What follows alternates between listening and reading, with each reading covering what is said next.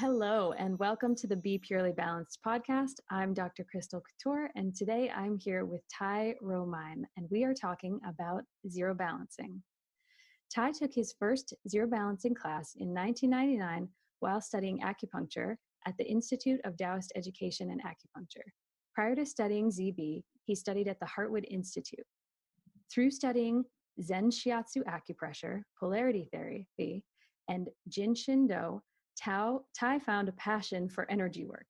Zero balancing has provided a simple system in which he is able to integrate the skills developed in different modalities he's explored. Ty was a college wrestler and a high school wrestling coach and became a Tai Chi Chuan practitioner and teacher. He's found a sense of home in zero balancing, in how structure and energy are worked with simultaneously. Ty is a zero balancing teacher. He's on the faculty at the Institute of Taoist Education and Acupuncture, and he practices Worsley Five Element Acupuncture on Martha's Vineyard. Welcome, Ty. Hi, Crystal. Thank you for having me. It's such a pleasure to have you on the show today and have you share your healing journey and your experience with us. I'm happy to be here. So why don't you tell us about your own experience, how you got into the practice of being a healer? Well, I grew up wrestling and certainly sustained quite a bit of injury in the process. And I'd say at the time I was wrestling, there was a bit of losing weight that happened. I think I gained a sense of imbalance and at some point went traveling to try to balance myself out. And in the course of traveling, had some skin stuff going on, and again, South Central America, I had some colon stuff going on, and really was brought down to something more essential. And at that point, I was in Guatemala, and I had a doctor. We were both volunteering at an orphanage, and I had a break. He came by and told me about all the organs of the body. And at the same time, there was a gentleman practicing Tai Chi. I was about to teach the orphans wrestling, and I saw this gentleman practicing Tai Chi out on a pier. And I was just struck, and something gave me the insight that I was going to become a practitioner of some sort in the healing arts. And so coming back to the States, I got to Colorado, Steamboat Springs, found a Tai Chi group, and really set about to bring my energy back around. Started studying on my own, through Chinese medicine. Through the practice of Tai Chi, the meridians started to wake up. I started to notice these lines of tension in my body. And I set out to become an acupuncturist. First through massage school, as you said in the intro, where I was doing mainly acupressure, Asian-based acupressure systems, and was briefly introduced to zero balancing at that point.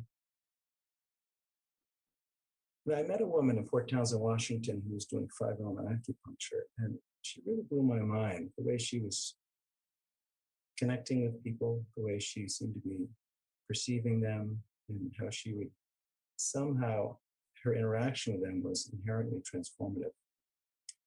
So that got me on the path toward 5-element, and part of 5-element schools, the time I was practicing, or in school, was a ZB class. And that kind of set the path. Practicing Tai Chi, I learned about how energy moved in my body. As a wrestler, I was very aware of the structural aspects and leverage. So ZB really made sense. I had started practicing, I'd started teaching Tai Chi right when I started doing zero balancing. In the first class, I pretty much realized I was going to become a practitioner and eventually teach it. It took 10 years to get there. But there's many things that have contributed to my path. But it started with my own healing crisis. And then I wanted to share and use that experience to help others. At what age were you when you realized you were out of balance and had gone on this journey to seek balance? Was it somewhere along the journey or was it afterwards? Well, of course, at this point, when I look back over my life, there were seeds that were planted all through my life. Yeah. Recognizing imbalance was probably a staged process, certainly in college. I was wrestling in college, and I was also studying philosophy and the beat poets, Jack Kerouac and such. And I was drawn to that, and that's what got me traveling, really. I could learn more on the road than in school at that point with my sensibilities. And so probably once I started to journal and having gone through a lot of extremes up until college and then in college, it kind of broke my cosmic egg open.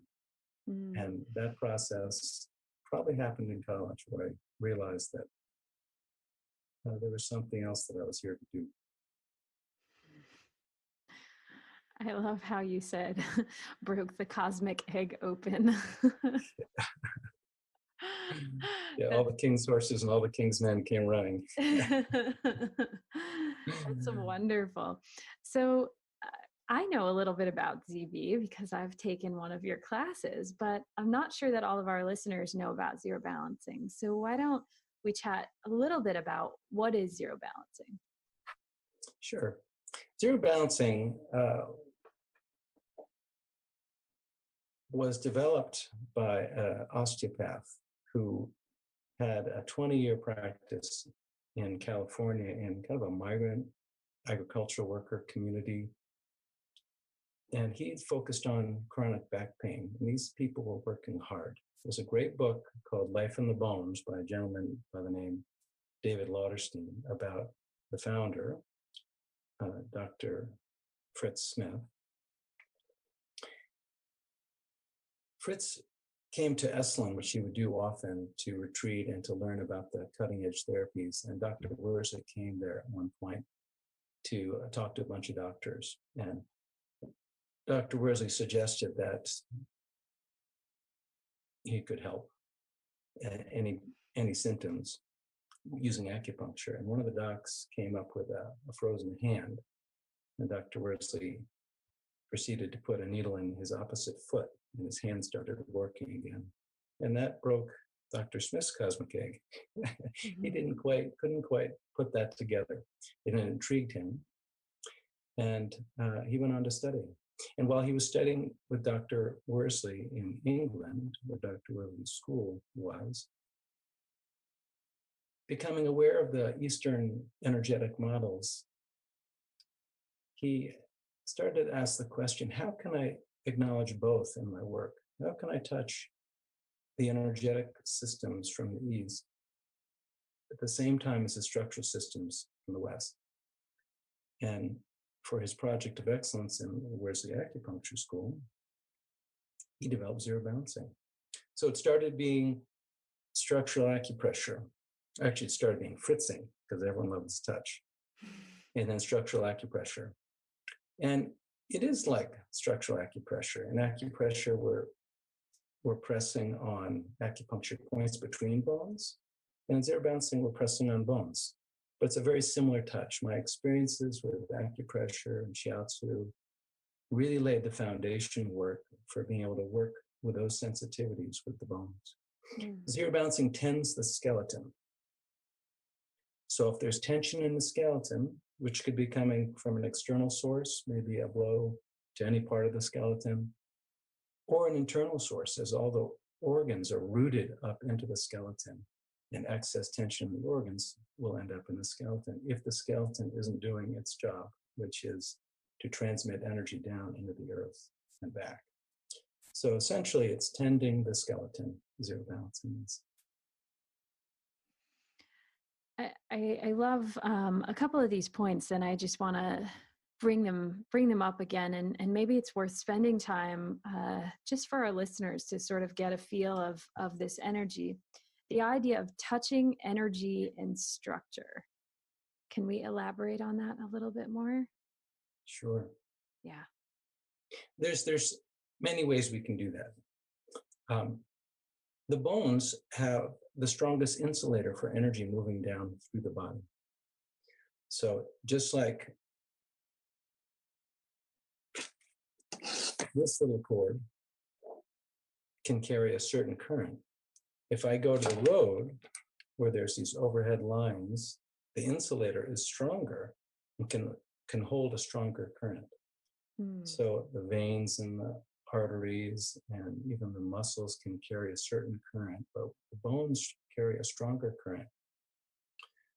And so that's what's most essential. The bones have a lot of joints that their main job is to transmit energy from heaven to earth. So the bones in the skull, the sutures, the costovertebral between the ribs and the spine, between the sternum and the ribs, the SI joint, the sacroiliac joint, the tarsal bones. So these bones don't move a lot, but their main function is energy transmission. So if they're blocked, energy trying to move down through the bones above them will get backed up. So a lot of low back pain is because the SI is not allowing energy to move through the ilium, out the acetabulum, the hip joints, and down through the legs. So our main thing in zero balancing is to see where the energy isn't flowing through these primary joints. If these joints get freed up, then more superficial joints, more freely movable joints, have more of a chance to get freed up and out to the periphery. If you can make a shift and release tension in the bones, then the soft tissue around those bones will free up and get better. So absolutely. Touching energy and structure, but at these essential joints is where we focus mainly. That's a great explanation. I think next, I sort of want to bust open this topic of the skeleton's job being to transmit the energy from heaven to earth, and this concept of heaven and earth, because it's something, as healers that we talk about, and perhaps it becomes a normal conversation for us. But for those listeners, perhaps that haven't heard of this idea before, let's go there. Heaven and earth. Yeah. Yeah, love it. Great. I might even add in a little bit of humanity. Yeah, I like that. Let's see. Well, the heavens are that which is above. It's the vastness of space. And the earth is what we're standing on, which has a center that we're revolving around. So when I think of heaven and earth, I think of where in my body heaven and earth intermingles and where the centers of each are in my body, just so it's real, practical and real. So in the pelvic cavity, in the center of the pelvic cavity, we have a center. It's called the lower dantian. And the lower dantian is our connection with the center of the earth, which is below us, at least as we're on this planet. The center of the cranial cavity, which is closer to the heavens, is our connection to the heavens. So we have heaven energy predominantly in the skull and earth energy predominantly in the pelvis. And they come together in the thoracic cavity, in the ribs, the thoracic structure of the ribs. Within that, it's where our heart is. It's also where our connection to the heart of humanity is. So when I think of heaven and earth, I think of it very much in my body. And the energy up here is lighter and it's more heavenly, and the energy down in the pelvis is heavier and it's more earthly. And then the mix of the two is humanity, where we're doing our work in the world. So, yeah. Maybe more heavenly structure, maybe more earthly, and the two come together in the body.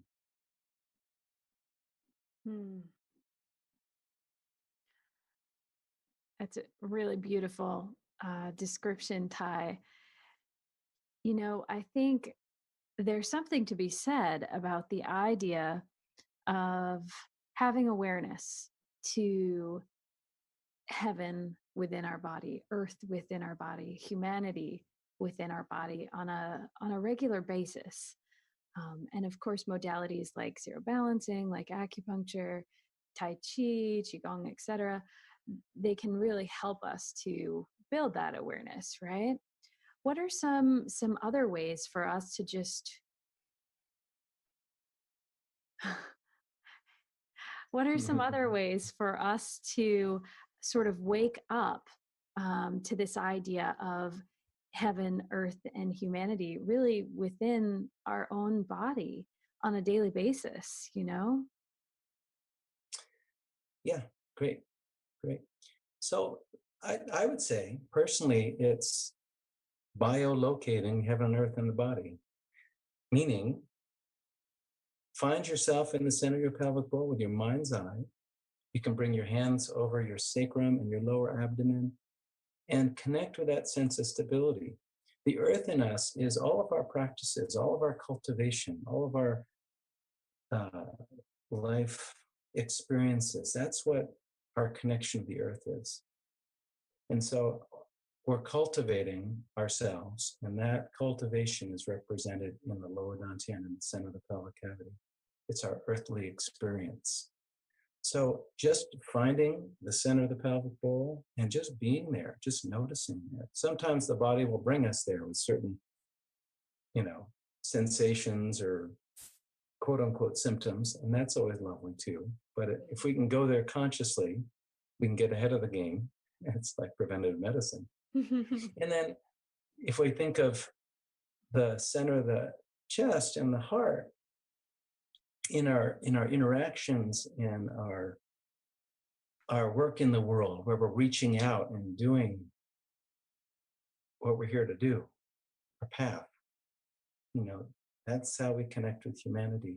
And same, we can bring our hands to the sternum, and then even reach back if you've got that yogic arm stretch, and find the center of the thoracic cavity. And just think of the heart of humanity. Think of the warmth.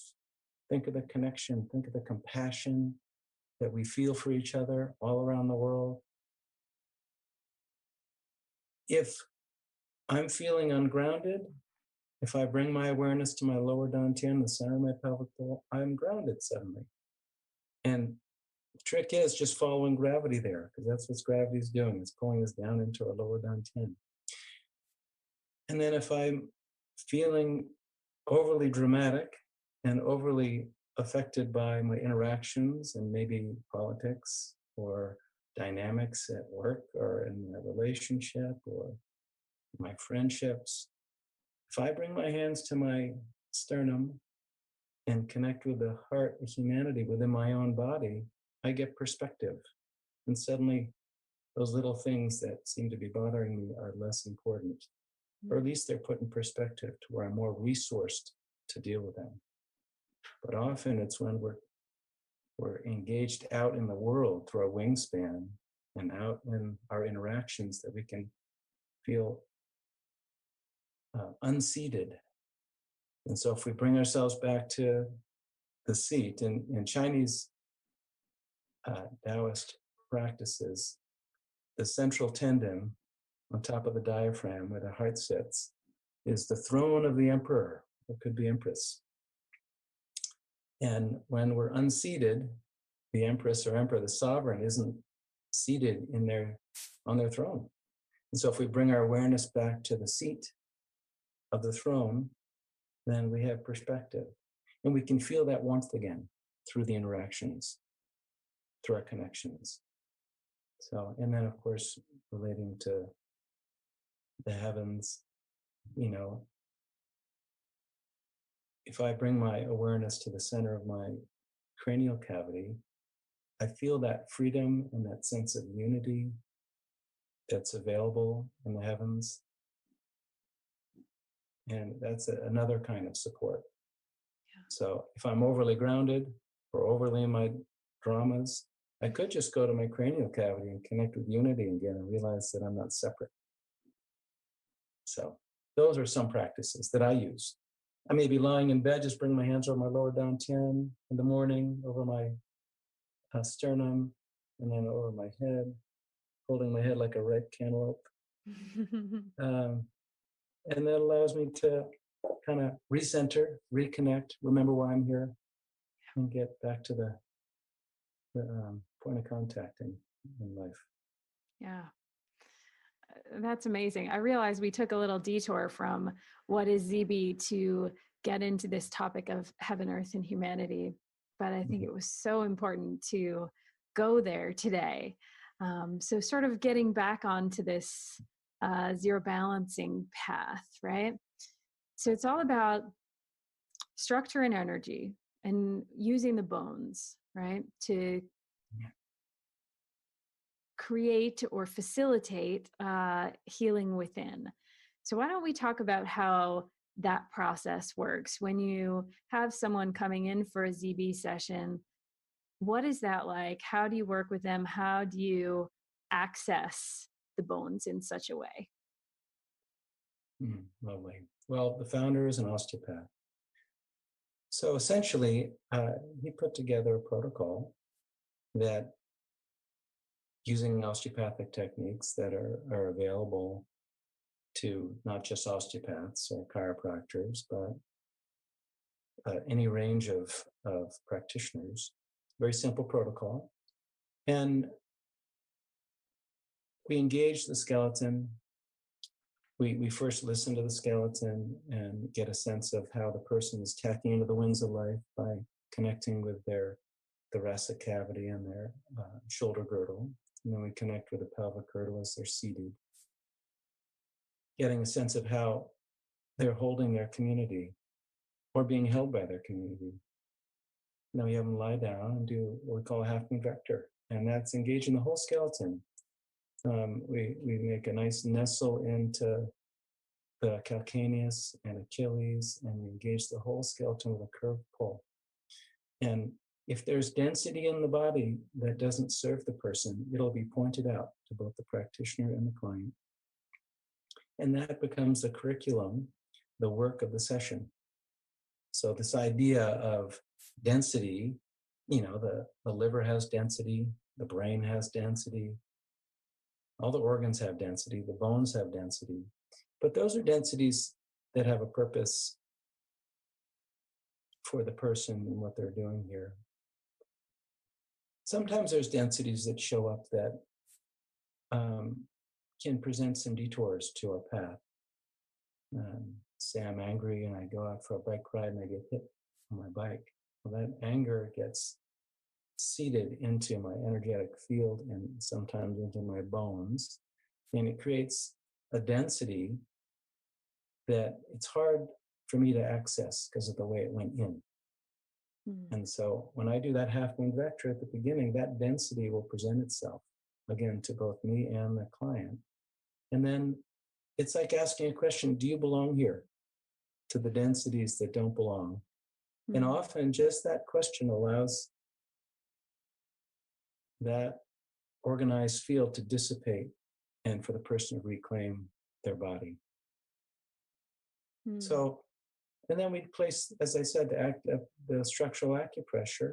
We can feel if there's tension in the ribs or in the pelvis or in the tarsal bones, or when we come up to the heaven side, the upper side of the body, we can feel if it's in the upper ribs or the scapulae or in the skull.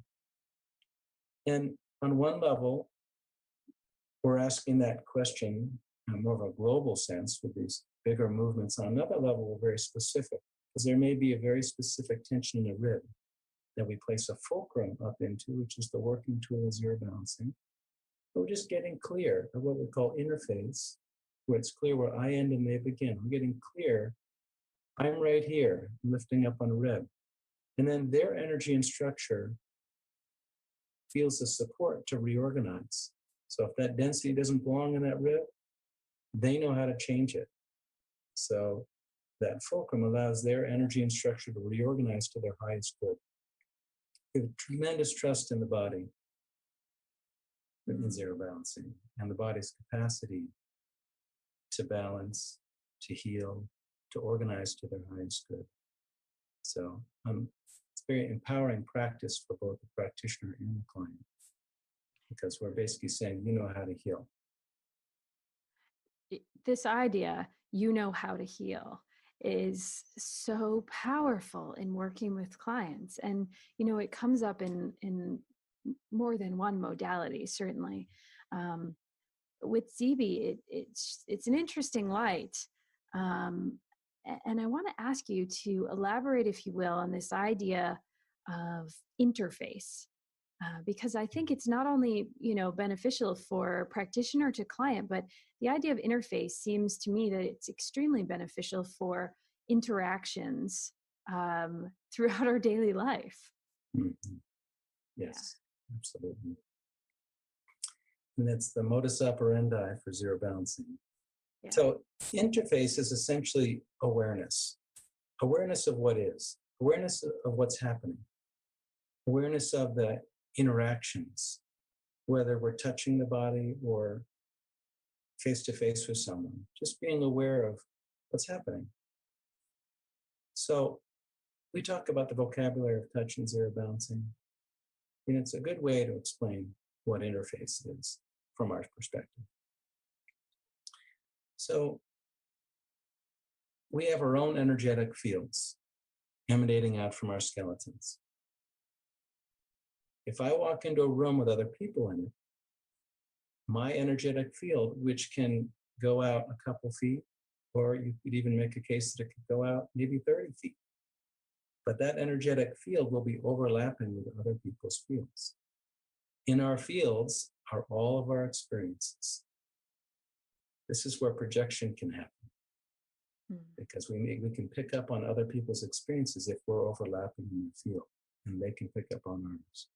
So if I'm aware of my own energetic field, it's like I'm a canvas. If I know my own canvas, if something shows up on it, I'll say, oh, that's not me.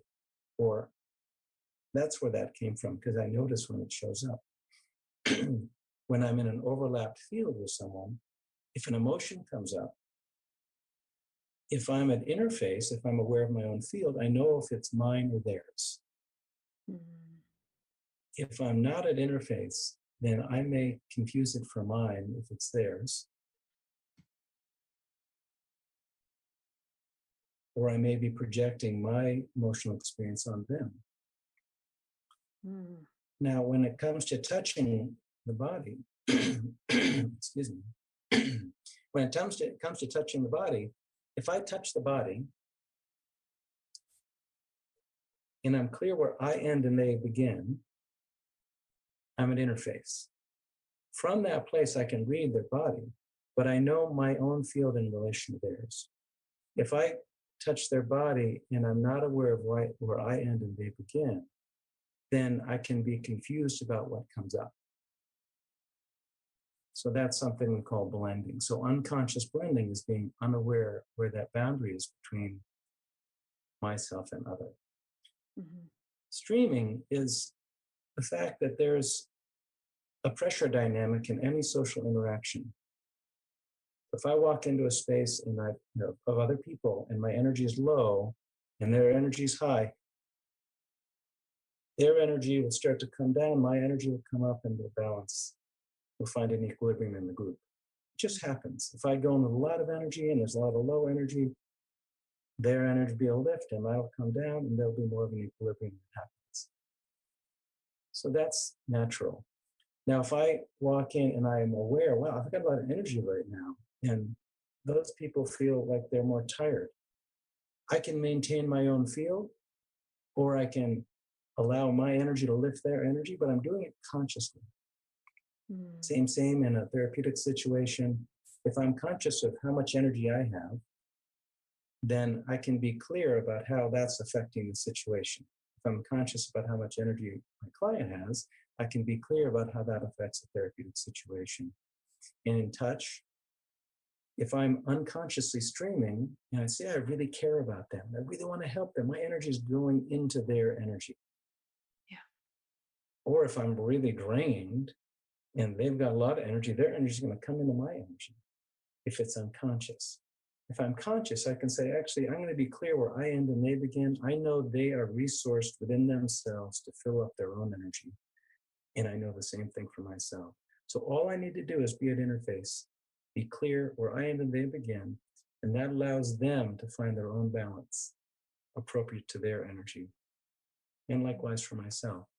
So interface is a sense of being clear where one ends and the other begins. And it's incredible for the therapeutic relationship. It's so empowering. And the moment I'm aware of where I end, I've got my own boundaries, my energy, I've got my own container, my energy I can fill up. And I'm just offering that same support to the client. Yeah, absolutely. Since we had our class, I've been playing with this idea of interface with relationships outside of the therapeutic room as well. And I sort of love this idea of coming into every relationship with this awareness of, okay, where am I? What's mine? And what's theirs? Where do I end? Where do they begin? And it's fun to play with how the fields then come together and interact from that space. So I just love the concept. I think it's beautiful. So thank you for, yeah. You're welcome. Can I share one more thing about it? Of course you It ties can. into the heaven and earth and humanity discussion. Yes, If I please. feel lost in a social situation, if I feel like I'm blending or I'm streaming or people streaming into me, I do go to interface, and that helps. But if I'm overly caught up in a drama, like out in the world in relationships, if I connect with heaven and I connect with earth and I hold that, it seems the humanity balances. That's one way that I find interface again. Yeah. Because we can get all caught up in dramas in our life. Yes. And if we just remember boom and boom, things that are bigger than us, suddenly we're back in ourselves and those dramas seem to fade away. Yes.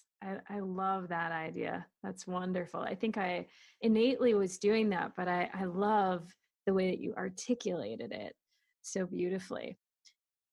So the other thing I just wanted to bring up, just for clarification purposes, Zero Balancing by Fritz Smith, who was an osteopath. ZB is a different modality than osteopathic manipulation or, chiropractic manipulation. So I just wanted to really briefly have you deliberate the difference there. Sure. I'll say too that Dr. Smith is going to be 90 in May. Yay! Yeah. We're going to have a big birthday party and close to where he lives in Palm Springs area, and benefit for that. So thank you. And it's absolutely true. So he grew up with a chiropractor as a father, and the chiropractic world at the time was a bit of a threat to the medical establishment. And he went toward osteopathy because he wanted to do his work within the system. And when he decided to create Zero Balancing and offer it to folks that weren't osteopaths or chiropractors or orthopedic surgeons or what have you, he created a very safe protocol that's very accessible. And he didn't want to be a threat. At the same time, he wanted to empower practitioners to do work, and he decided the safest techniques to do so. So that's one of the reasons you don't need to have a medical degree to do Zero Balancing, or a chiropractic degree or osteopathic degree, because it's a very safe modality. We're not doing any big pops and clicks like a chiropractor might or an osteopath might with their manipulations. So it's he shows the safest techniques to address the whole skeleton that would be applicable across many professions. Well, and of course, we're not opening up the body. The person's fully clothed, and it's a very safe modality that way. So yeah, it's very accessible to even lay people. If people want to come and take a class just to work with their loved ones, they're very safe techniques that don't. They're working toward evaluating and balancing rather than any sort of manipulation or treatment that might be harder for them to self-correct on their own. Did that answer your question a bit? Absolutely. Absolutely. I think it's a cool facet to zero balancing, that it is accessible to so many people, and that by taking, a class, you're able to help loved ones and not feel so confused by all of the stuff that goes along with many healing modalities. So I think the accessibility is an important facet, especially when we start to think about the impact on the collective consciousness, right? Zero balancing has many of these trends sort of threaded throughout it, or maybe they're more like pillars that are really about the idea of the collective, really about balancing bodies within, our planet. Um, and so I sort of love this idea of collective consciousness, and I love how this modality ties into it. And I just want to invite you to share any more that you have about sort of ZB and the collective consciousness. You just got a passion going in me. It's something I'm very intrigued by. I'm on the board of the Zero Balancing Health Association. And what I think of zero balancing as representing where the global medical model will be in, say, 10, 15, 20 years. We're just going towards a model where energy and structure is acknowledged in both our diagnostics, our assessments, and our way of treatment. So I can see a world where a doctor is tuning into the spin of the chakras and the flow of the meridians at the same time as doing a full blood panel and x-rays and CAT scans, and really having a holistic view of the body. And that's one of my passions, being on the ZB board and working towards more and more leadership in the ZB community, is to support us in having a seat at the table for this budding global medical model, which integrates East and Western wisdom into a holistic orientation of the body. Many of these functional medicine models, biological medicines, a lot of different models that are starting to do that a lot of docs are already working with. In many hospital settings where acupuncture is part of what's worked with, Reiki and music healing, and zero balancing is in a lot of different places, cranial psychotherapy, a lot of different modalities that are all, I think, as you said, moving toward the same alignment or acknowledgement of energy and structure in the therapeutic setting. So zero balancing is one of those that is supporting that integration, and to have a global medical system that meets the whole person. And I really believe we're going there. Many different modalities are helping us get there, as well as the hearts and minds of the physicians themselves. Yeah, it's so important as we start to go forward and as we start to look at these evolutions within humanity and what we're seeking and stepping into, our purpose, stepping into who we are, and finding this way to access our health, finding this way to access the healer within. And it does take people like you to share with clients their own power.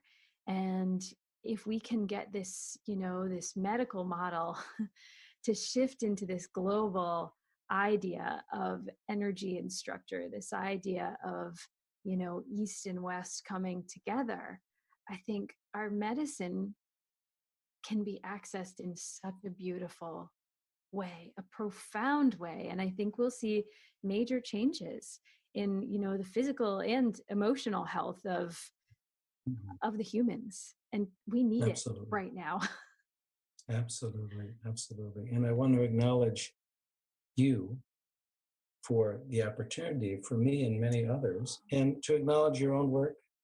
I have a sense of, and have colleagues that have worked with you as well that are just blown away by your work. And I feel a collegial relationship here that's sweet.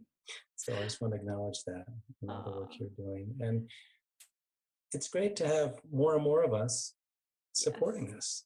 It's very exciting, and it really is happening. Yeah. So thank you for holding the space as well. Absolutely. Ty, if people want to get in touch with you, our listeners, how would they go about doing that? What's the easiest way? Well, the easiest way is through email, or I'm happy to offer up my phone number as well. Mm-hmm. So I don't know the best way to do that. You can Should I do that audibly or yeah. So my name, TYROMIJN@gmail.com. Happy to field any questions. Happy to teach classes anywhere people want me to teach classes. And my phone number is 720-224-1200. You can also find information about classes at thezerobalancing.com and just go to my name under the drop down under teachers. It's exciting to be able to share, and exciting that lots of us are doing it. Absolutely. Ty, this has been such a pleasure. Thank you so much. Thank you so much, Crystal. It's been such an honor.